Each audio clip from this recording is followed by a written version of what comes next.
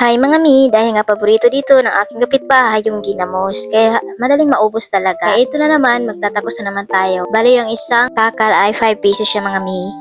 So ayun na nga, dahil wala na nga tayong stock na ginamos, kaya ayan na, nampisahan ko na pala siyang ilagay sa Tupperware. Diyan ko kasi ilalagay at haluan ko pa siya ng suka para mas masabaw siya mga mi.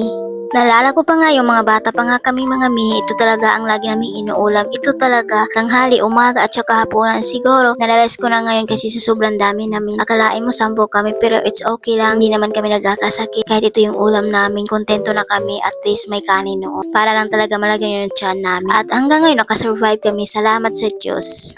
So ayun na nga, natapos ko na pala siya ilagay sa Tupperware at saka kumuha naman ako dito ng suka. Kasi yung ginamos, pag kunti lang yung sabaw niya, kunti lang kasi yung nilagay ko sa cellophane. Yung mga tao parang nagrereklamo na kunti lang, pero kaya nilalagyan ko talaga siya ng suka para meron siyang sabaw, para naman hindi naman tingnan na sobrang liit niya, di ba?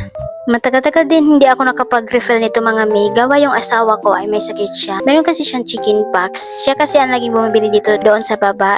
Kasi ako hindi ako agad makakaalis kasi may bata. Kasi alam nyo na, bilang nanay, hindi talaga agad makaalis dahil sa bata na ating binabantayan. So ayun na nga, yung mga customer ko, pabalik-balik sila dito kasi kung meron na ba ang ginamos kasi doon sa kabilang tindahan, hindi daw sila makabili ng 5 pesos kasi makabibili lang talaga sila ng 10 pesos only.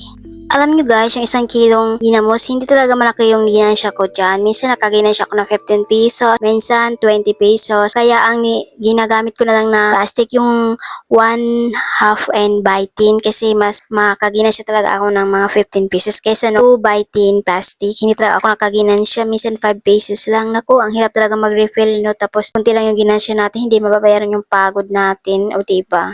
Well, finally, na umpisahan ko na palang maglagay sa plastic ng ginamos. So, ayun na nga, kunti lang talaga yung nilalagay ko kasi wala talaga tayong giginisyahin nito. So, ayun na nga, tinitingnan ko pa kung okay na ba siya or dadagdagan pa ba, ganun. O sino bang nakarelate sa akin?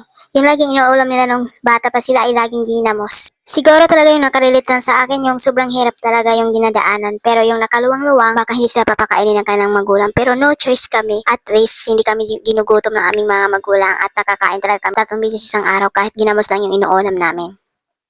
Well, finally mga mi, natapos ko na palang mag-refill ng ginamos. So, nandito na naman ako sa aming duyan, nagduyan-duyan, nagpahangin-hangin at nagkakape-kape dahil sa sobrang pagod natin. So, ayun na nga, yung ulam namin ngayon ay pinaksyon na gangis. Bali, pinili namin ito sa kapatid ng asawa ko at saka yung hagmang. Alam niyo ba yung tawag nito hagmang? Yan, pinaksyon ko na siya. So, kakain na pala ako niyan mi at pinarisan ko siya ng mangga dahil sobrang sarap talaga niya pag may mangga, may maasim-asim. So, ayun na nga, samahan niyo na ako sa aming pagkain at kain na talaga tayo, sabay-sabay na tayong kumain.